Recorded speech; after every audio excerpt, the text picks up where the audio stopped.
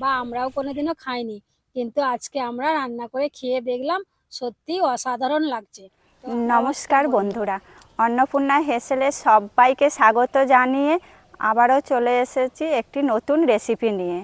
বন্ধুরা, আজকে আমরা এমন একটা শাকের ঘন্ট আপনাদের সঙ্গে শেয়ার করব যেটা খুবই পুষ্টিকর ও সুস্বাদু।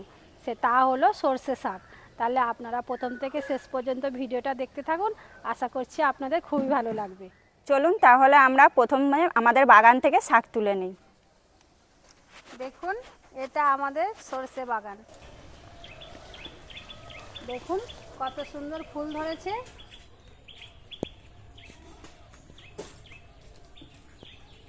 দেখুন কত সুন্দর দেখতে, বাগানের একদম টাটকা তাজা শাক। এই শাক দিয়ে কিন্তু আজকে ঘন্ট বানালে দারুণ লাগবে খেতে। সব শাক তোলা হয়ে গেছে, এবার আমরা আমাদের রান্নাঘরে যাব।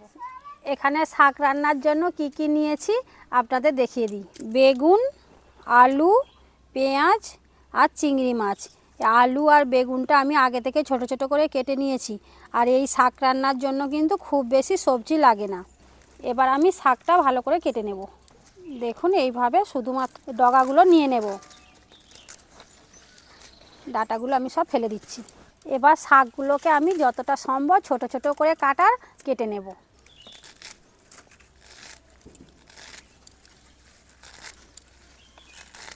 দেখুন এইভাবে ছোট ছোট করে কেটে নিতে হবে।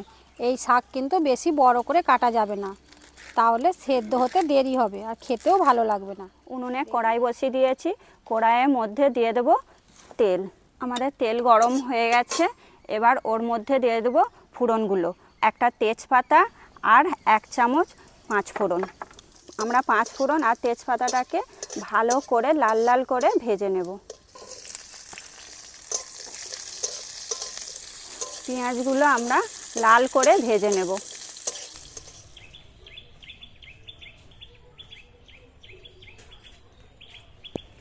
বন্ধুরা, আমরা আগেই বলেছি এই সর্ষে শাকটা কিন্তু শক্ত হয়, তাই এর মধ্যে 1/2 চামচ লবণ দিয়ে আমি 10 মিনিটের জন্য রেখে দেব। তাতে করে শাকটা অনেকটাই নরম হয়ে যাবে। দেখুন, এতে কিন্তু আমি অল্প পরিমাণে লবণ দিচ্ছি, কারণ এই শাকটা কিন্তু একটু নোনতা টাইপের হয়, তাই এতে লবণের ভাগটা একটু অল্প করেই দিতে হবে। তো লবণটা দেওয়ার পর এইভাবে ভালো করে চেপে চেপে শাকটাকে মেখে নিতে হবে। তারপর আমি 10 মিনিট রেখে দেব। মাছগুলো আমাদের আগে থেকে বেছে ধুয়ে রেখেছিলাম, এবার ওর মধ্যে দিয়ে দেব।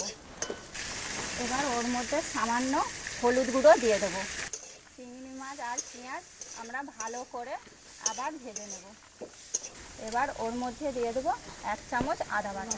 আদা বাটাটা অবশ্যই দেবেন, কারণ আদা বাটা দিলে স্বাদ আর গন্ধটা বদলে যায়।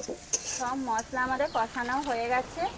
আলু আর বেগুন যে আগে থেকে কেটে রেখেছিলাম সেইগুলি সব দিয়ে দেবো এক এক করে।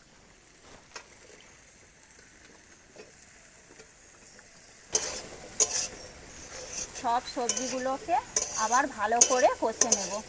আর সামান্য লঙ্কা গুঁড়ো দেব, স্বাদ মতো লবণ দেব, দিয়ে আবারও ভালো করে মশলার সাথে সবজিগুলো কষতে থাকবো।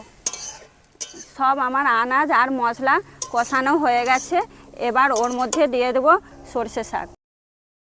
শাক আর সব সবজিগুলো আবারও ভালো করে কষতে থাকবো। 5 মিনিট ঢাকা দিয়ে রেখে দেব। এবার আমি খুলে দেখব শাকটা কতটা হয়েছে।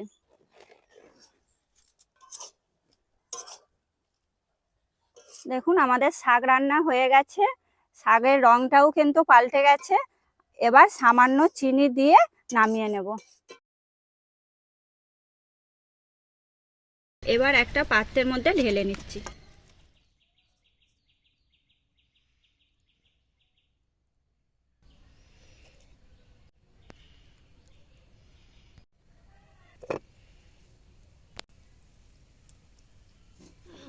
এবার আমরা খেয়ে দেখব সর্ষে শাকের ঘন্টটা কেমন হয়েছে।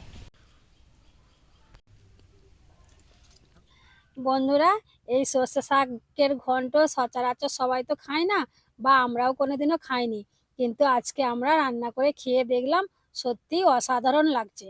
তো আপনারা যদি হাতের সামনে কোনো সময় পান, তো অবশ্যই একবার রান্না করে খেয়ে দেখবেন, আশা করি আপনাদের খুবই ভালো লাগবে। আমাদের ভিডিও যদি ভালো লাগে তাহলে অবশ্যই চ্যানেলটি সাবস্ক্রাইব করবেন এবং ফলো করে পাশে থাকবেন। দেখা হচ্ছে পরের ভিডিওতে অন্য কোনো রেসিপি নিয়ে। ধন্যবাদ।